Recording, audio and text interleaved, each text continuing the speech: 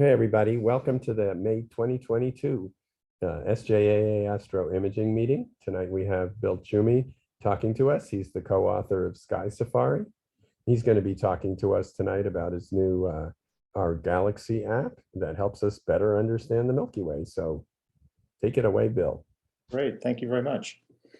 Yes.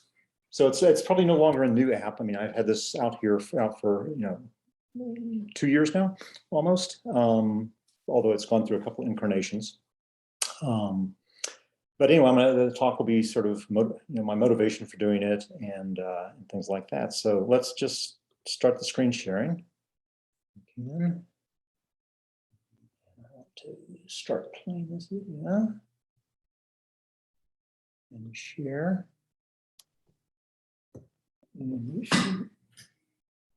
Okay. Looks good.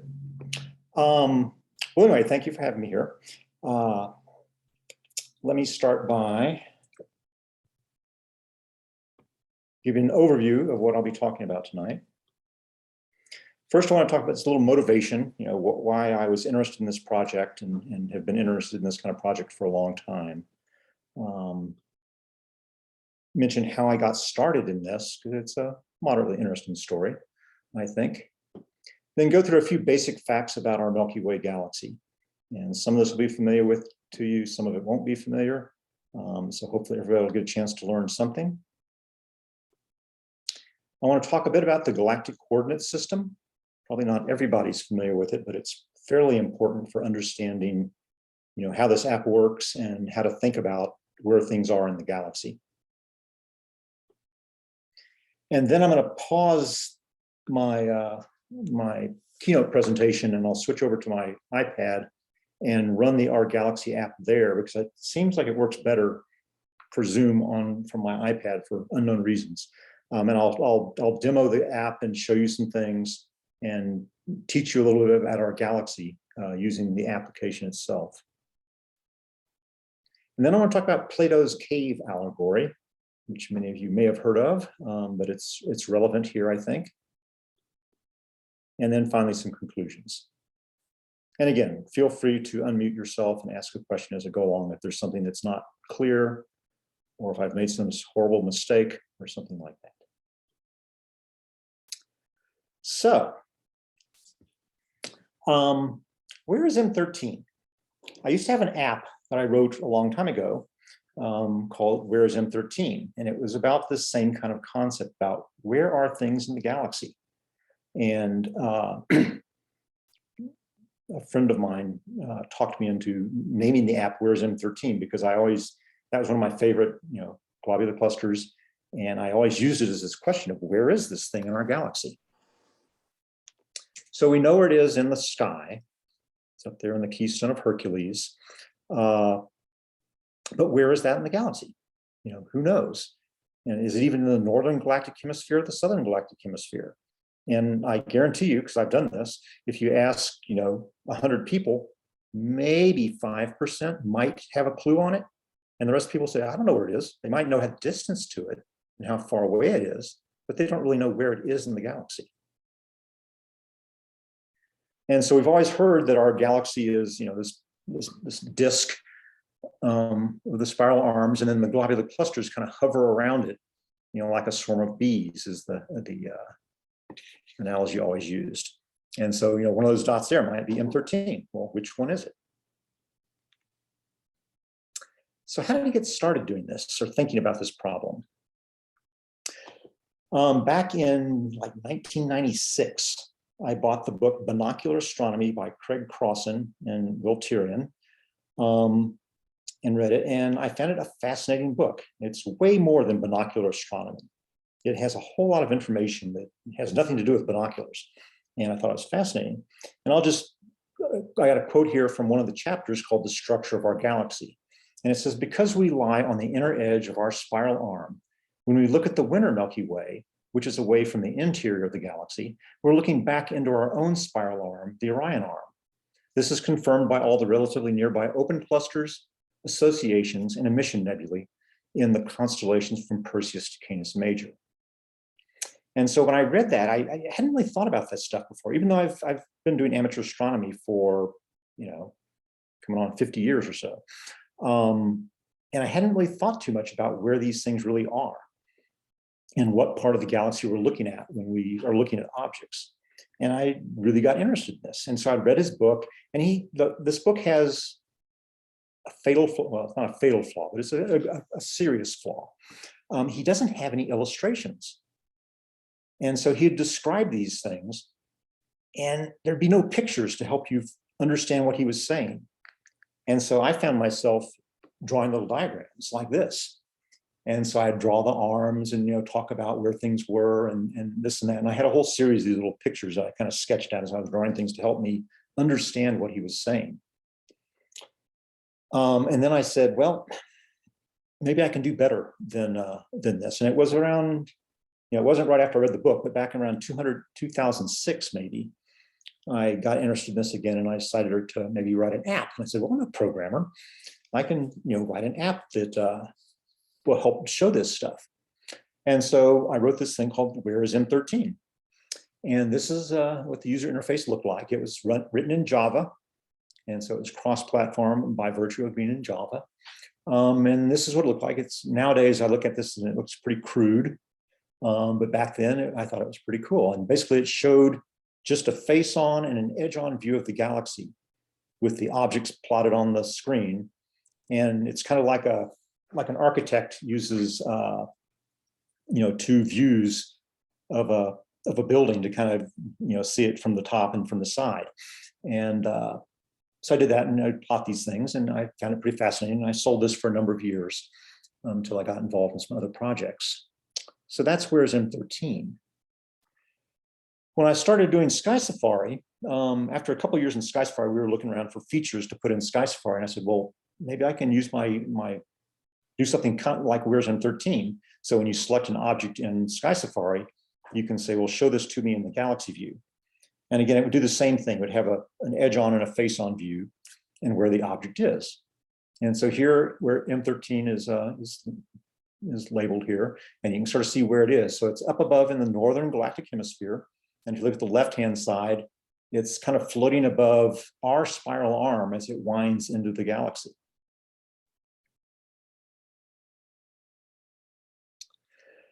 So when I left simulation curriculum, I said, well, maybe I can take this up a notch and do something else even more cool. And so these were my goals for this app that became our galaxy. I wanted to take the concepts that I used in Where's M13 and the galaxy view to the next level. I also wanted to incorporate instructional material to teach about the galaxy and the objects within it. And here is just a static shot of the user interface of our galaxy here. And as I'll show you in a few minutes, you can pan around in this view and look at it from different angles and things like that. Hey, Bill, can I ask a question? You can. So what about velocity? Are the velocities known? Like, is everything, you know what I mean? Like, are they, does everything go in the same direction, or M13? No, not necessarily.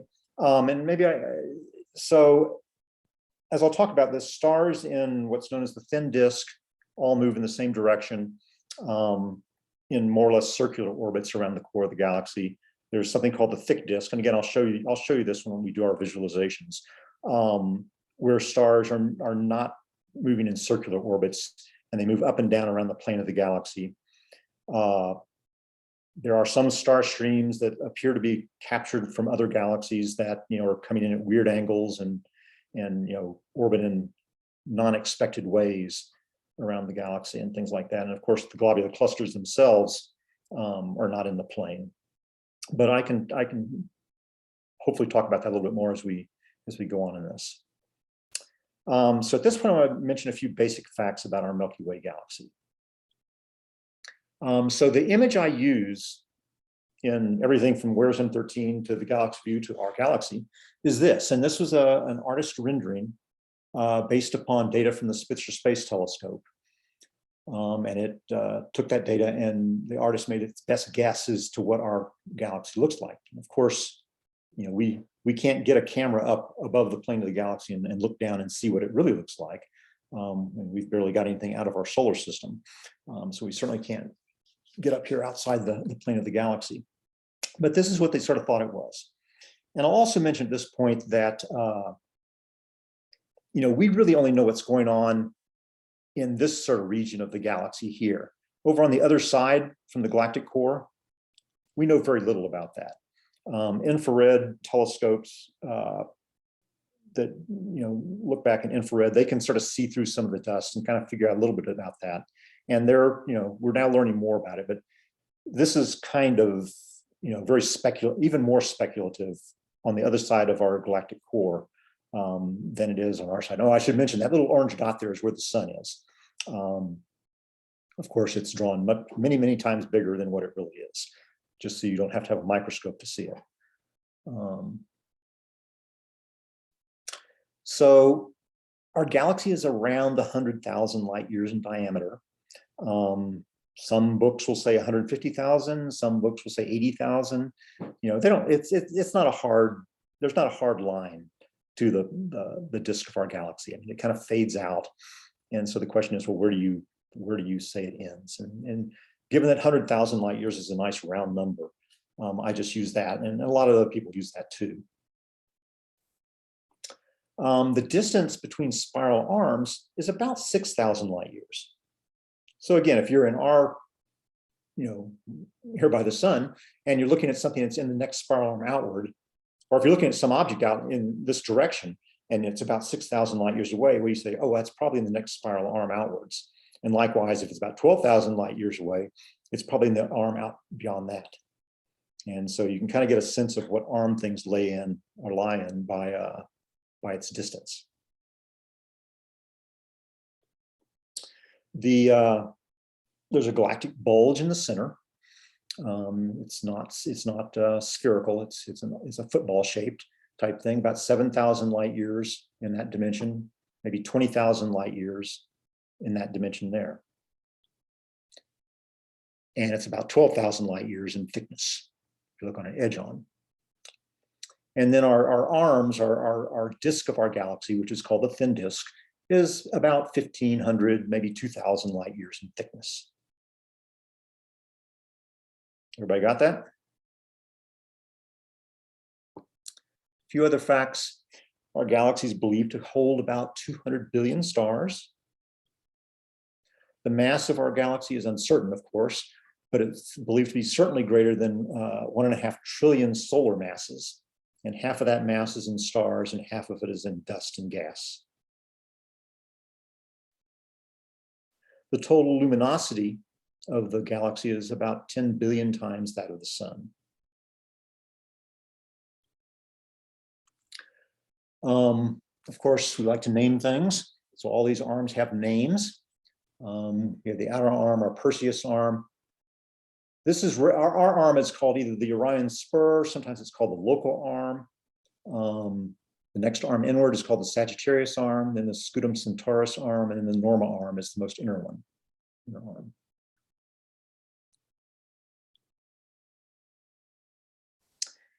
So, any questions about that, or should I go into the galactic coordinate system? All right. So the galactic coordinate system. It was established only in 1958 by the International Astronomical Union. So it's a spherical coordinate system, and it uses our galactic plane as the equator. Galactic latitude is the angle above or below this plane. So this object here is sitting up above the plane of the galaxy, and its latitude is that angle there, labeled lat. Galactic longitude is measured along this line. So 0 galactic longitude is pointing toward the core of our galaxy. And then you measure around 90 degrees longitude is here. So if you're looking off in that direction, sort of down our own spiral arm, you're looking at 90 degrees longitude, 180 degrees longitude over here, and of course 270 over here. And then of course, the North Galactic Pole is at 90 degrees latitude and the South Galactic Pole is -90. And so it's kind of, When I first came across this, I thought, well, it's not really a galactic coordinate system, because it really is, it's centered on the sun. It's not centered on the core of the galaxy, which is kind of what I might think it would be. But this, as it turns out, works out very useful like this. And of course, they do have another galactic coordinate system that is centered on our core. And of course, back then, they didn't really know, when they first established this, they didn't know exactly where the core was. And so it would be kind of silly to design a coordinate system where you didn't really know what the origin was. And here's just another diagram in case that first one didn't catch your eye or make it understanding. So latitude, again, is up along this spherical plane or spherical sphere, and longitude is around this thing. And again, the important thing to remember is 0 degrees longitude is toward the core of our galaxy. So you can plot all the stars or night sky in the galactic coordinate system. And when you do that, again, 0 degrees latitude is this red line going along here. So that's all things in the plane of our galaxy. And that's why you sort of see the Milky Way kind of in the background here. And again, north latitude and south latitude are above and below that red line. And of course, where the two red lines intersect is 0 latitude, 0 longitude, pointing at the core of our galaxy. So it's nice to, and again, this is a screenshot from our galaxy. It's nice to switch back and forth between the galactic view in our galaxy and this sky view to kind of get a sense of, how what you're seeing in the galaxy kind of meshes up with what you see in the night sky. So where's M13? There's an object info panel you can pop up, and I've highlighted the galactic longitude and latitude here. So again, the angle from the sun here up to here is about 41 degrees up here, and it's 59 degrees from the core of our galaxy on around to where that is. And the other thing that's kind of useful is what's the distance from the galactic plane, and so it's about 15,000 light years above our galactic plane. And of course, up here, the distance from Earth is about 23,000 light years. So again, what I like to say is, people are used to kind of, knowing the distance to objects, or at least they look up the distance to objects, and they find that pretty interesting. What I'm trying to do is to convince people that the other interesting thing is to look up what its galactic longitude and latitude is, and that in conjunction with knowing the distance, you can figure out where it is in the galaxy, particularly if you have an app like this. Okay, so I'm going to switch screens, assuming this is going to work for me. I've been doing this presentation on my Mac. I'm going to stop screen sharing the Mac. I'm going to start screen sharing here.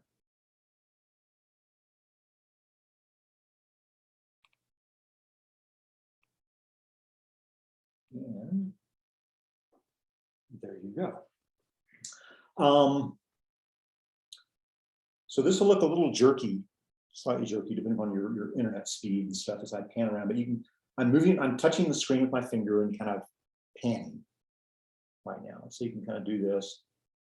You can go like this and look at it from below. Things like that. Is that working for everybody?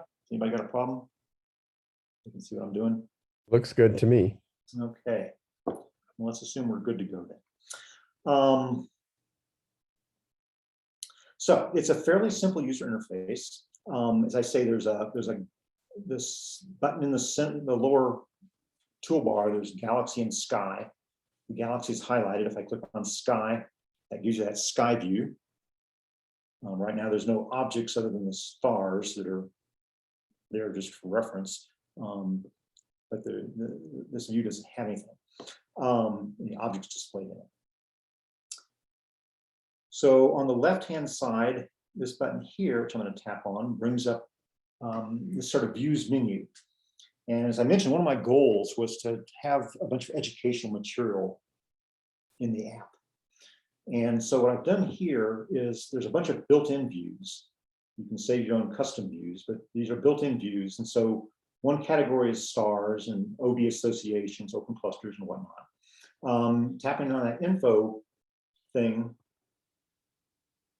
again, a little thing about stars and what's going on with stars. But if you drill down and tap on the stars itself, it'll show you some different views that I built up for showing the stars. So if you want to see all the stars, say in that are in our app, and again, it's not. I have stars down to about 6.5 magnitude. There was, I mean, if you have stars to 12th magnitude, the app will run so slow and it'll have so many stars it'll just be impossible. So here's the view. So what I've done here with this view is it turned on a set of axes showing where things are in the galactic coordinate system. So again, you see the one on to the right pointing to 0 degrees. So that's pointing back to the core of our galaxy. And if I pan around, sure enough, there's 0 degrees pointing back to our galactic core. 180 degrees, of course, is just the opposite. And I've labeled a few of the bright stars here, so you can kind of get a sense of where they are. And they're kind of, obviously it makes sense. I mean, think of Antares. Antares is in Scorpius. Scorpius is back, near the galactic core. And sure enough, if you go over here and look at it, it's going to be back in near the core there. So you can see where your other stars are. And Betelgeuse is 180 degrees away almost, looking out away from the core of our galaxy. Using the buttons, the plus and minus buttons along the toolbar there, you can zoom in.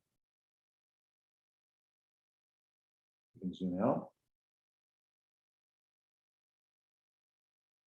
If I zoom way out, so you'll see that all the bright stars in this thing, and I'll just hide these axes for a second. All the bright stars are like a little pile of salt there near our sun. And if you think about it, that makes sense. Stars far away or dimmer. So all the bright stars you'd think would be very close. And so it's surprising. And I've got maybe 6,000 stars in the database, is all I decided to put in here. And so that's where the brightest 6,000 stars are in our galaxy. And there's a few way out here. If I tap on that one there, so New Cephei is off over here. I can tap on that little star there. 6 Cassiopeia. So there's stars fairly far away, but most of them are kind of piled in very close to our sun. If I go back to the stars menu, one of the things that I find kind of interesting is the constellations view. And so it's going to show you what the bright stars what the bright stars are in our galaxy, or excuse me, in a particular constellation. So let's choose one. Let's choose Auriga.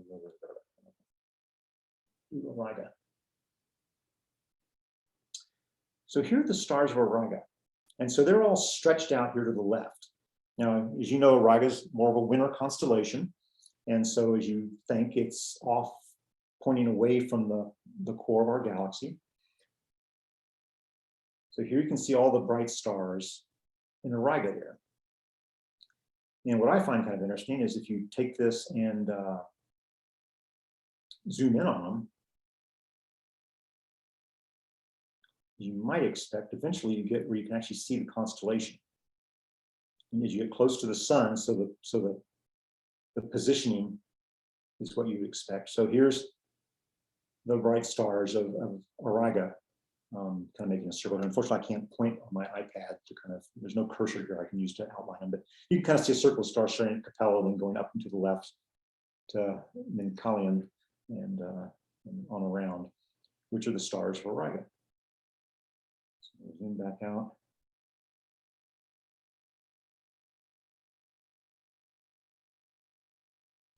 And the other thing I'll mention, so let's actually just go here. I'll do stars, constellations.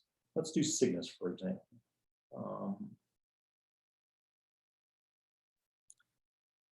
So there are stars with Cygnus. So when you're looking at Cygnus, you're looking at stars that are kind of down our own spiral arm. If I zoom out, so here we are, we're on the inner edge of this spiral arm that's to the left of the center of the coordinates here. And the stars kind of go off into the spiral arm as it curves back into the Milky Way, or the core of the Milky Way. Another good thing you can do, though, is if you go to this little hamburger menu over here on the right, under labels, you can say label the spiral arms. Excuse me, not show the constellation sectors what I want to do. So here we'll show you when you're looking at a particular constellation. And again, these are only constellations that intersect with the Milky Way up in the night sky.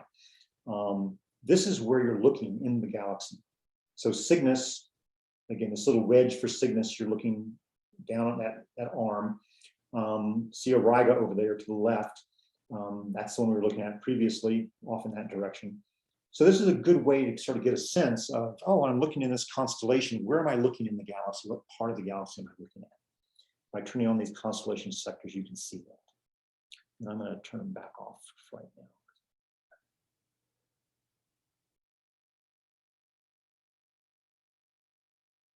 So those are the stars. I'm going to skip OB associations right now. OB associations are young groupings of hot O and B stars that have just recently formed.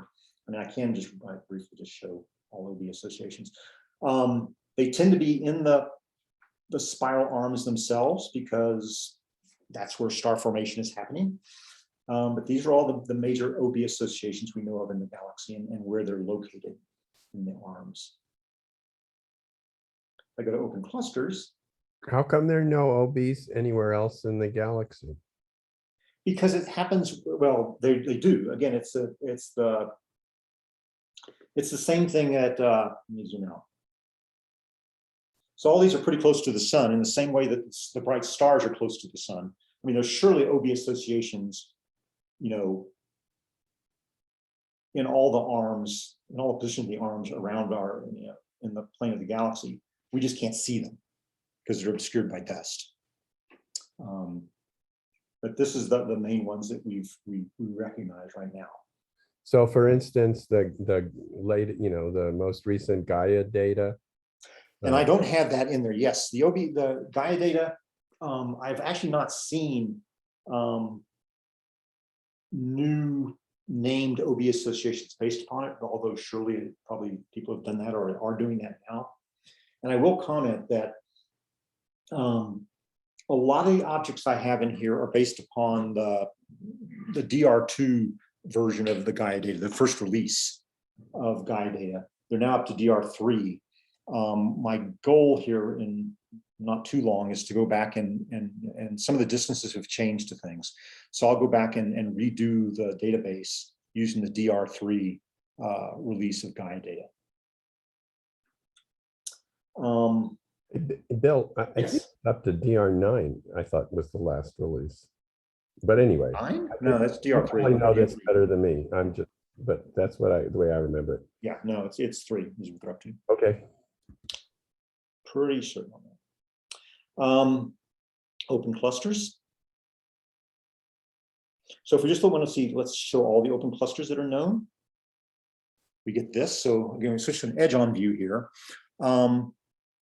But that's all the recognized open clusters that I was able to pull out of Simbad when I sort of harvested the data out of that. But again, if you pan, you can sort of see where they're oriented here. Again, sort of zoom in on them. And again, some of them, this guy over here, that's M24. It's not truly an open cluster, of course. But it's the closest thing we can call to an open cluster, I guess. Or open cluster is the closest category, I guess you can put it in. But it's a view of that arm through a hole in the dust, such that we can sort of see that into that inner arm there, and that's where M24 is. You know, other things, if you're going to just tap on these objects, you can see where the different clusters are. Collinger over here, NGC 61, 69. So again, you can kind of see where these are. And again, most of these are in the plane of the galaxy, or close to the plane of the galaxy, not exactly. You can actually, as many of you might know, when clusters form, they form in the plane. And as they age, they usually migrate out of the plane, or at least the ones that are out of the plane tend to be very old because they've sort of migrated out. And you can show that here. So if you do say young open clusters, and I think I defined young open clusters as things younger than 100 million years. Most of those are all really right in the dust lanes of our plane. If I go back and do it for old open clusters, you'll see there that there's quite a few of them, just they're no longer concentrated along the midline of our disk, but they've migrated off. And again, that's what things do. They form in the plane of the galaxy, and then as they get gravitationally disturbed by, other giant molecular clouds and things like that, they get disturbed and get sort of migrated off from the plane of our galaxy. Diffuse nebulae. This will show you where the nebula that you imagers love to photograph and things, like North American Nebula and Cygnus. Again, the red ones are emission, the blue ones are reflection, and there's some green ones in there that are both emission and reflection nebulae. But this will give you a sense of where these are. And again, these are all pretty much in the plane of the galaxy. Back out of it.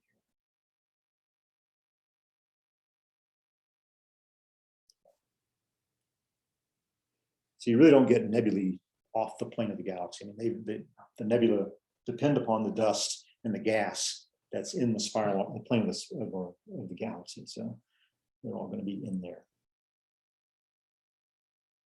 I'll briefly just show all planetary nebula, just to kind of give you a sense of where these guys are. So as you pan around here, you'll recognize some of them. A lot of them you may not recognize, but they're ones that are in the database.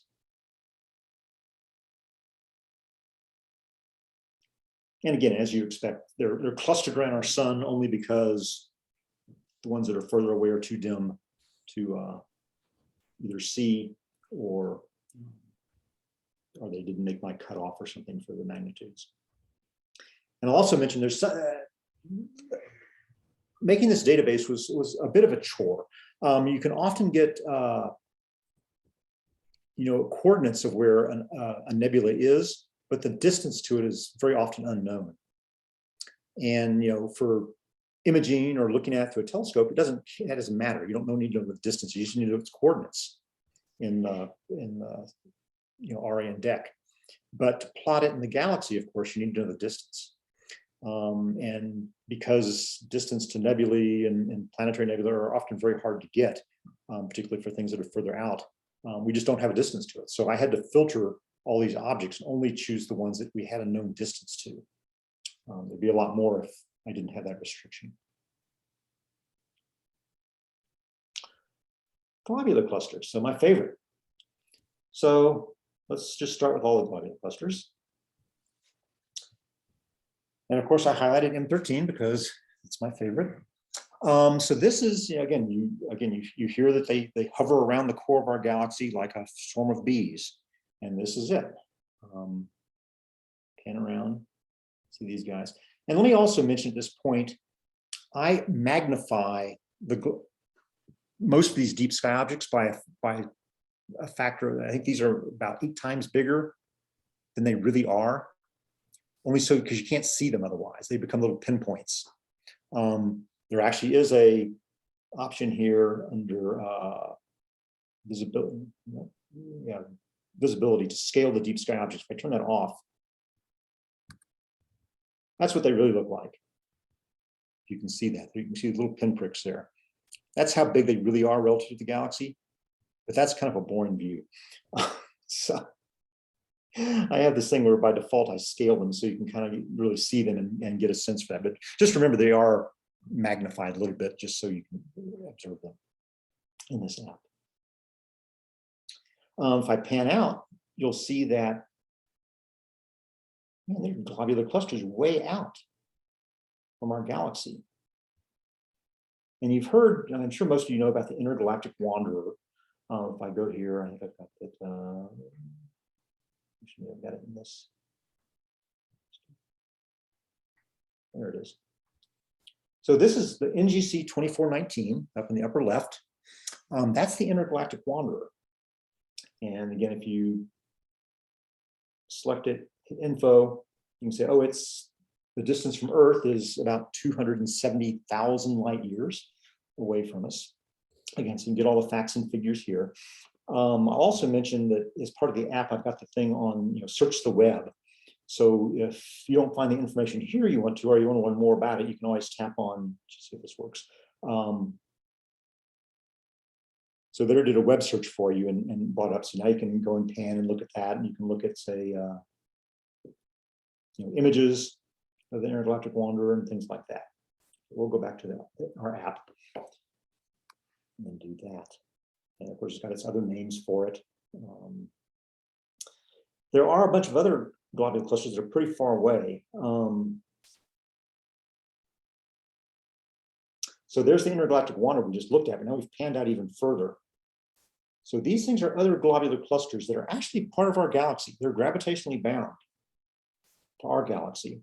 Again, these are mostly photographic objects. You're not going to see these in most telescopes. Some of the Palomar objects you can, but a lot of these you really can't detect visually.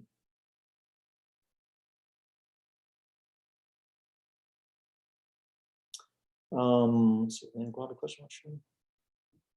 Yeah, I can do that. Galaxies. I know imagers love galaxies almost as much as nebulae.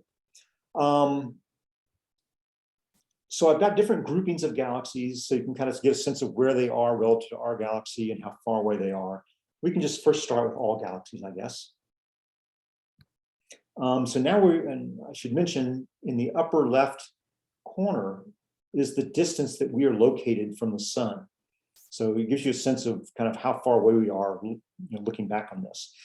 So we're pretty far away. We're 92 million light years away from this. And I've labeled a lot of the major galaxy groups. So you can see the M83 group over here. I'm sure I can tap M83 without selecting one of the other little galaxies there. The M83 group, the 96 group up the top, upper left, and the 66 group. These are all, galaxy groupings that are known. You can look at the local group. So you go back in here and say our local group of galaxies. So now we're in only about 2 million light years away here. Keep doing that. I have a thing that after you've accessed these views about 20 times, it pops up a rating thing if you haven't rated it yet, to give you a chance. I can't rate it because I'm the developer, so it keeps doing this for me. Anyway, so you'll see down here the large Magellanic Cloud, the small Magellanic Cloud, kind of the close ones that you're familiar with probably. That's where they're located. Andromeda Galaxy is over here. So again, it's in relative to us, it's in the southern galactic hemisphere down here. In the Hercules cluster, again, a lot of these things may not be galaxy. Most of these are dwarf galaxies. They're not major galaxies, except for Andromeda and the Triangulum Galaxy, which is, of course, over here on the lower left. And I can zoom out, pull in a few more things that are considered to be part of our local group. So again, when you're looking at a galaxy, up in the sky, in the same way that you might say, well, what's the distance to it? It's equally informative, or maybe even more informative, to say, well, where is it relative to our galaxy? And so you can, pull up the app, either bring up the Find panel here, and you can search for it, or you can use one of the built-in views to find them and get a sense of where it is you're actually looking when you're imaging or visually observing a particular object. Let's see what galaxy I want to show. I mean, these are just, you sort of saw a lot of these groupings before, the N51 group. Is up there. And again, we're still out at almost 100 million light years away from our sun, our viewpoint. Does anybody have any favorite galaxy? I mean, you can request something if you want, but or not. But feel free to, if you have a question about some particular object that you've always been curious about, I can show it to you. I also do have the Messier object here. Because those are interesting objects. This is all the Messier objects. Again, most of these ones here in the center are open clusters. You'll see some globular clusters off the plane of the galaxy, like that. If you zoom out, you'll get the Andromeda galaxy down there and its companions. And things like that.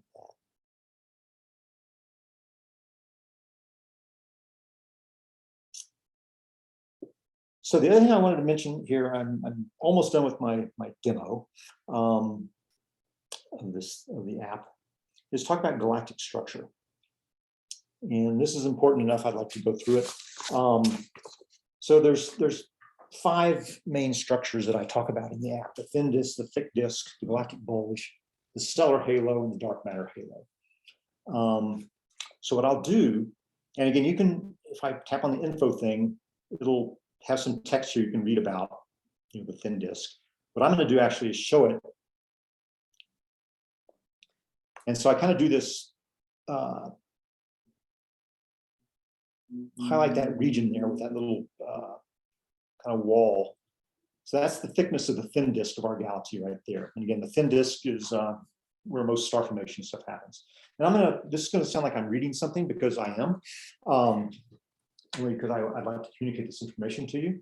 The thin disk region refers to an area about 1,000 light years above and below the plane of the galaxy. The thin disk is where the spiral arms of our galaxy reside, along with young stars, giant molecular clouds, and dust.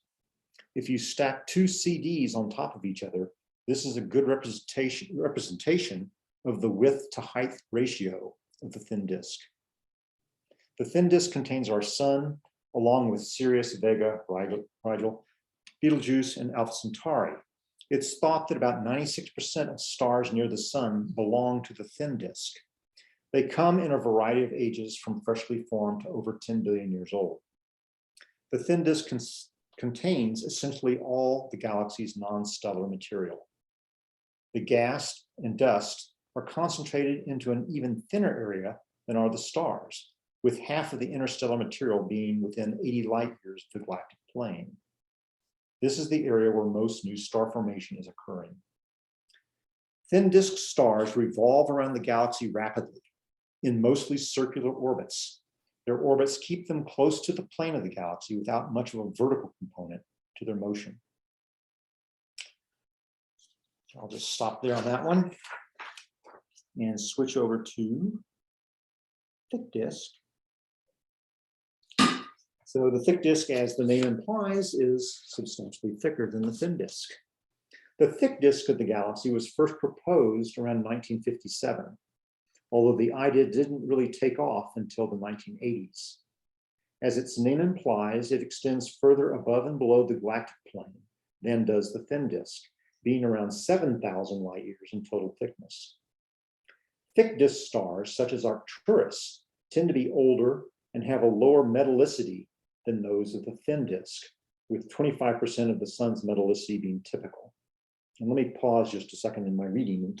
Again, metallicity, for those that don't know, has to do with the ratio of iron to hydrogen atoms in the stars, or in whatever object you're talking about. And so for stars early in the universe's creation, the first stars had no metals at all. They had no heavier elements than hydrogen and helium. And so the metallicity there would be effectively zero. And stuff. And so our sun is the reference point we use. And we say the sun has a metallicity technically it's a log base 10 of this ratio of iron to helium, or excuse me, iron to hydrogen. And it's a log base 10 of that ratio. So actually 0 is our sun's metallicity. Anything that's less than 0 has a lower percentage of metal elements in there. So it turns out like -1 metallicity is 1/10 the amount that the sun has. And 1 metallicity of 1 is 10 times the amount the sun has. Again, because it's a log base 10. The formation of the thick disk is still an area of active research. One promising theory has it being formed by the cannibalization of one or more other galaxies, with the newly acquired stars settling into the area of the thick disk. So again, the idea is that our galaxy cannibalized other galaxies nearby. Those star streams got swept into our galaxy, and they're mostly settled into around the disk, but they're above and below the plane of the galaxy, more or less, and their orbits are not circular the way the thin disk stars are. Make sense? Let's go on to the galactic bulge. The galactic bulge is an ellipsoidal region centered on the galactic core. It's around 2,000 light years across and approximately 12,000 light years thick. The bulge is filled with stars which are both old and they're also metal rich. And that seems like a contradiction because old stars tend not to be high in metals. But it turns out that it's thought that the high concentration of stars in the bulge results in having many generations of stars in a short period of time. So you can build up those metals as stars go supernova or synthesize the heavier elements. Each generation of stars creates more of that stuff. So you can have higher amounts of metals in these stars, even though they're not terribly old when they exist in the galactic core or in the bulge. Since there are few, if any, bulge stars near the sun, relatively little is known about this population of stars. We're still trying to understand it. And then the stellar halo is outlined by that sphere you see on the screen. And I'll just read that little section for you. The stellar halo is a spherical region surrounding the galactic core with a radius of approximately 65,000 light years. The halo contains only very old population 2 stars. So those were early stars that were formed. They are considered among the first stars to have formed in the galaxy. It is also the region containing the majority of the galaxy's globular clusters. The stellar, and again, you probably know from reading that globular clusters contain very old stars. The stellar halo region is free of the gas and dust, so little star formation occurs there. I'm going to stop there on that one and then go to the final one, which is the dark matter halo. So we've zoomed out yet again. We're now, as you see in the upper left, we're about 800,000 light years away from the core of the galaxy here, looking back at it.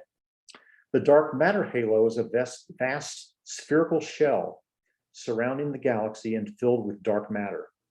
Although somewhat speculative, the dark matter halo is deduced by analyzing the motions of dwarf galaxies around the Milky Way.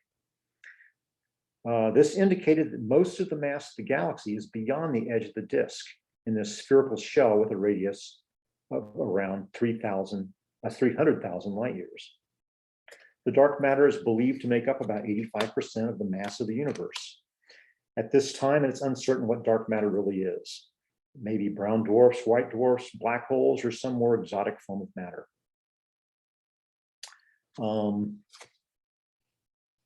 So that's those are the 5 main structural components of our galaxy.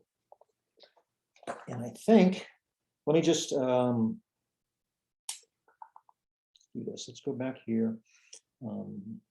Orientation, reset the orientation and turn off. So you can, I've built these views the built-in views you can construct all these things yourself and then some. So if you go to visibility, right now I've got the dark matter halo shown. If I turn that one off, that disappears. Again, I can say remove all the deep sky objects that are shown there. So now I'm kind of back to a generic beginning view of our galaxy with nothing shown there. I will mention there's a, as you might expect, there's a night vision thing you can use, so you don't blind it out under the night sky.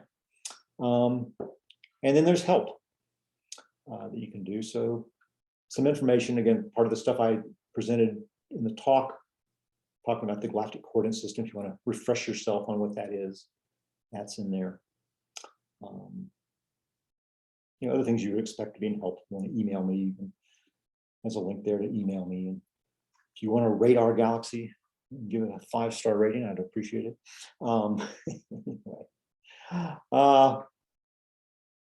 So that's basically the app. So I'm going to turn. Does anybody have any questions or anything they want to see before because I'm going to stop screen sharing on my iPad and go back to my presentation. Any questions or anything they want to see? You mentioned you obtained the coordinates from somewhere else. From somewhere else. Well, I mostly. So there's something called the SIMBAD database. I use SIMBAD to get most of these coordinates. It depends on the object type. There are the galaxies are something called there's a catalog that a Russian astronomer made for what's called the local volume. And basically the local volume is galaxies out to about 33 million light years, although a few galaxies out to like 80 million light years are in that local volume also. And so I'd use the coordinates that he had there for that. But by and large, the coordinates come from SIMBAD and things. So does that answer your question? Anything else about that? Yeah. Okay. Impressive app. Thank you. So I will, if there's nothing else anybody wants to see here, I will stop screen sharing. I can figure out how to do that. That there. Go back to Zoom. Stop screen sharing. And then I want to go back to here and start screen sharing on my Mac.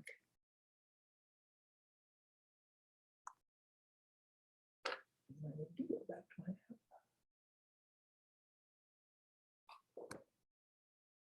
Okay, so here we're back from visualizations of our galaxy.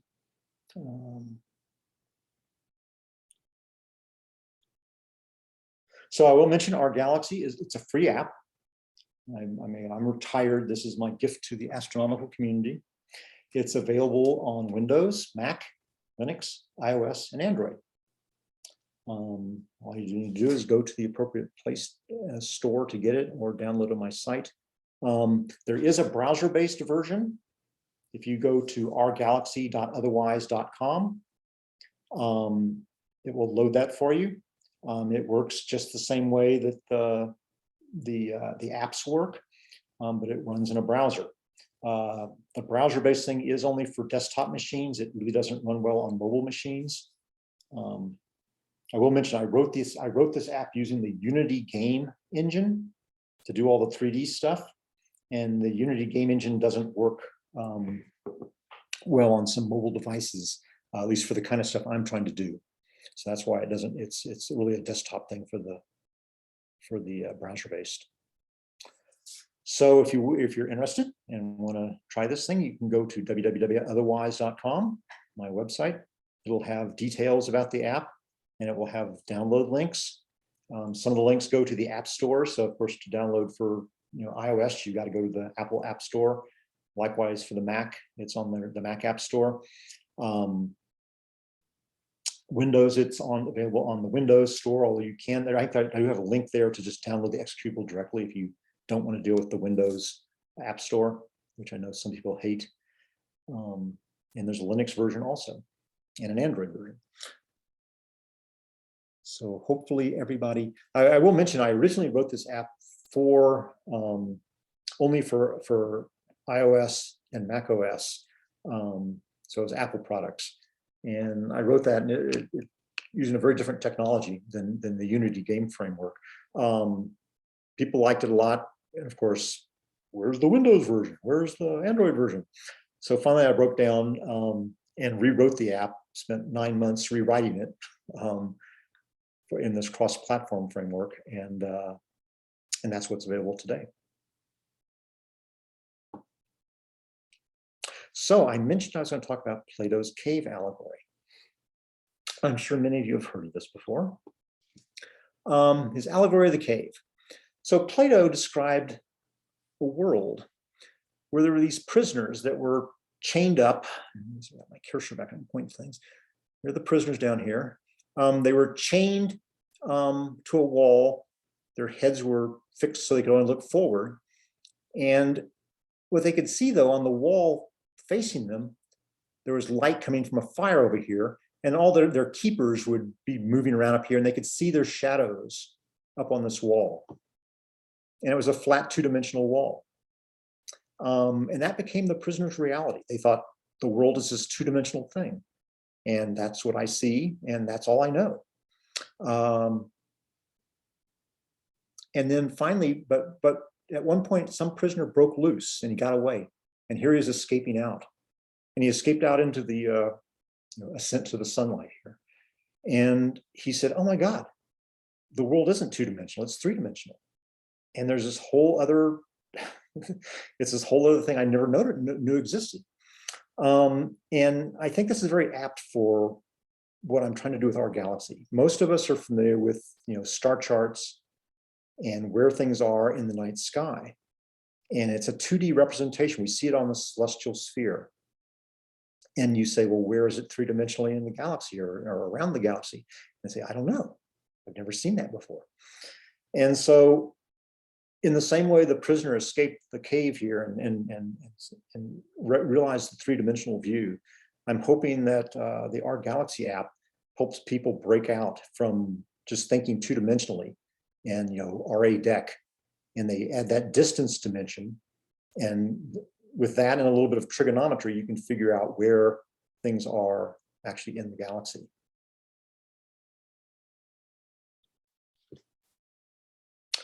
Conclusions. Not a lot of conclusions. I hope I've motivated you guys to realize that there's some benefit in thinking in 3D. I'm actually very surprised by the relative lack of interest in the app. It's not talked about. People don't seem to use it. A lot of people have downloaded it and a lot of people do use it, but in like the Cloudy Nights forums, it's rarely talked about. People don't look at it and learn new stuff about it that at least I can detect. But there's a lot of benefit in understanding this in the same way that people like to look up the distance to an object, and it's just this it's a neat thing to know, how far away is that object from us. Well, in the same way, I think it's really beneficial, or at least interesting, to know where it is three-dimensionally. And it really will enhance your observing, probably enhance your imaging, just to have this sense of where these objects are. I also find I do a lot of public outreach. That's one of my favorite aspects of the hobby, actually. And I use this app at public outreach all the time. And of course, people always say, well, how far away is that thing we're looking at? And I'll tell them, and I'll say, well, here's where it actually is in the galaxy that you're looking at. And they're blown away. They think it's just really, really cool to be able to see this representation of where it is they're looking in the galaxy when they're looking at a globular cluster, an open cluster, nebulae, things like that, or some other galaxy. And then there's this question, well, why has this been neglected for so long? I don't fully understand. I don't understand what professional astronomers know. I mean, maybe they think about this stuff in 3 dimensions all the time, or maybe not. But I can guarantee you from talking to amateurs, most amateur astronomers just don't think this way. And it's kind of a mystery to me. And again, until I read Craig Crossan's book, that binocular astronomy book, I didn't understand this stuff. And yes, it's mentioned in magazine articles and websites and things like that. They might mention a little bit about it, but they really don't have a good visualization tool to see it. And there are a few websites that that try to do it, but it's more of a static kind of view. It's not something you can kind of pan around and zoom in and out and see it. So again, I will say that it still mystifies me a little bit why what I consider to be a revolutionary way of looking at things doesn't catch on more. So, if you guys use this thing, download it. Again, it's a free app, doesn't cost you anything. Matter of fact, if you go to the rgalaxy.otherwise.com, you don't even have to download anything. You just go to the website, you can play with it a little bit. If you find it exciting and think it's, cool, I would appreciate it very much if you would spread the word, tell other people about it, and maybe generate more interest in it and things like that. I will mention that a lot of the information about the structure of our galaxy comes from a book called The Alchemy of the Heavens by Ken Croswell. This is it's getting a little dated now. I forget when it was written. It was written in the early, I don't know, 2004 or something like that. It's becoming a little dated now, but he does a really, really good job of talking about, our galaxy, what's going on in our galaxy and things like that. And I highly recommend, if you guys have any interest in this, to seek out this book and read it. It really is quite good. Again, my website is www.otherwise.com. If you want to email me, it's just bill@otherwise.com. And that is it. I'm going to stop screen sharing. Thank you very much, Bill. Yeah. That was terrific. So please, it's time for questions for Bill. Give it a second. And does anybody have any follow-up questions or questions about his talk?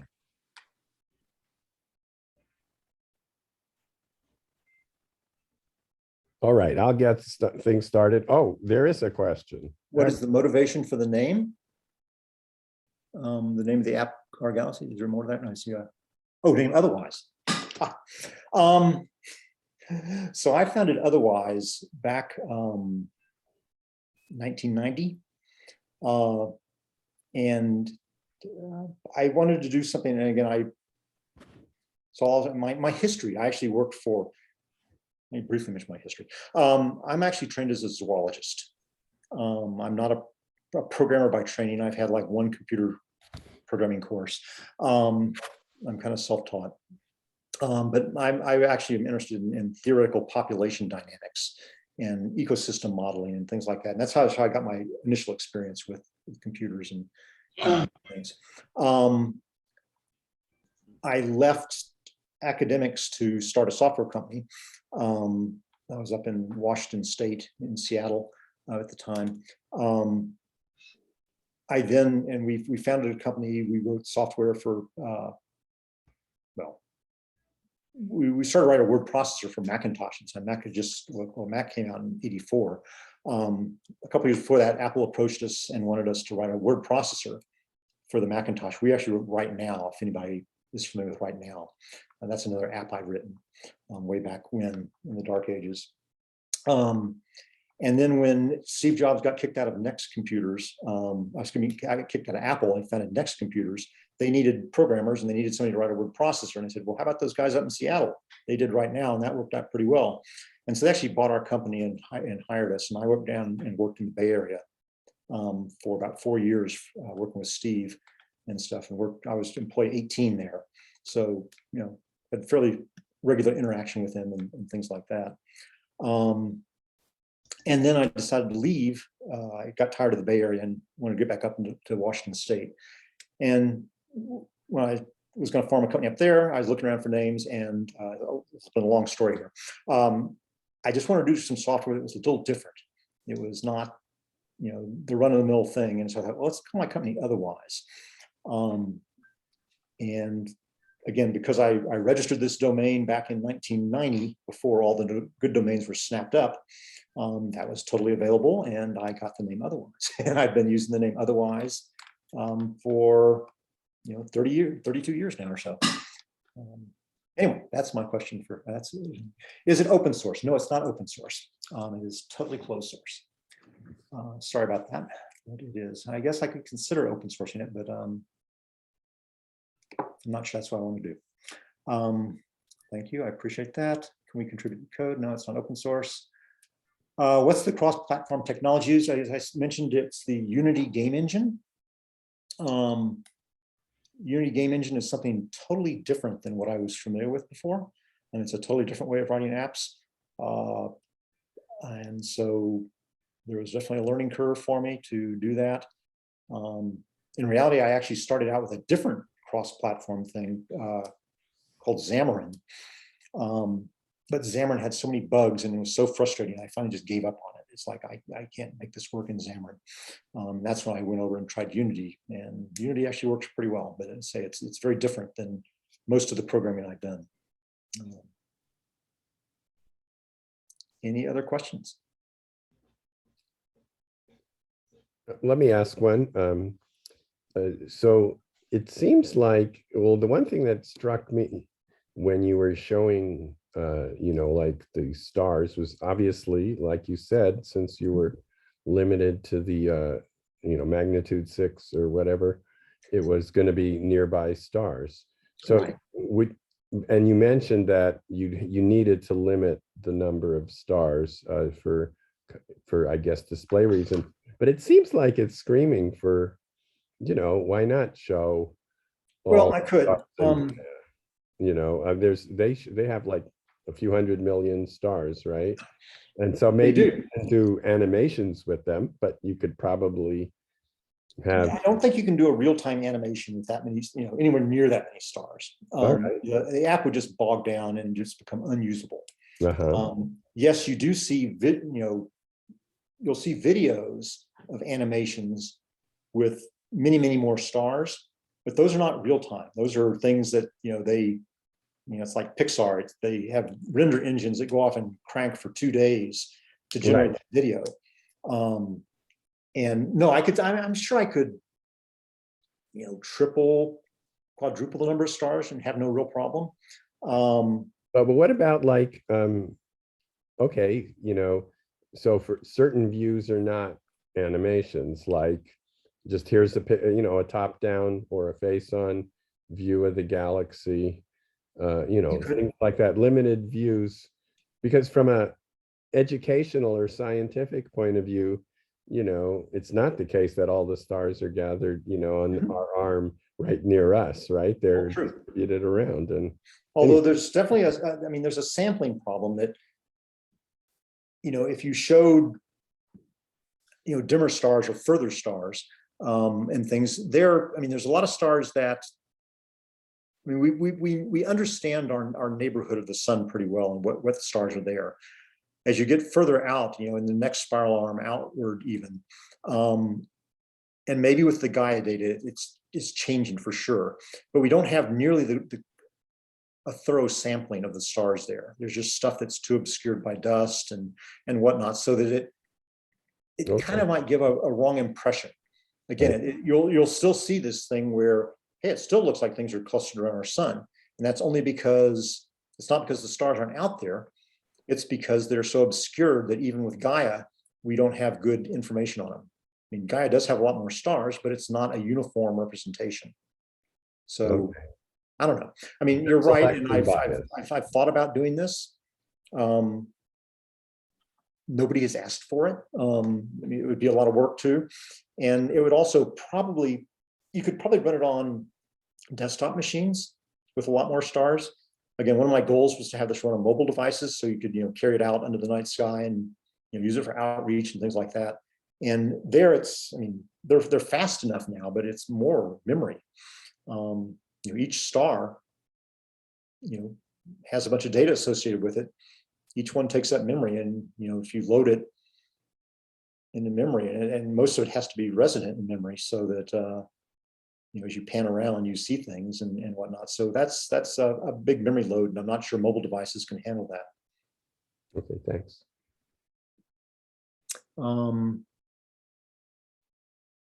This is very satisfying. My brain likes to know where I am and where things are in relationship. I like binocular viewing for 3D effective. Thank you very much. Well, thank you. Thanks for the presentation. Okay. All right, well, I've enjoyed talking to you guys. I hope I've at least nudged you and excited you enough that you might go try the app and see what it does. Again, I'll mention that if you bought the app, or if you got the app off an app store, where you can rate the app, and you're so inclined, ratings are gold for developers. Again, I don't sell this app, so I'm not making money, but I'd like to see it get spread, and the more positive ratings. And fortunately, on the Apple Store, I've got a 4.8 out of 5 rating on it, so people like it.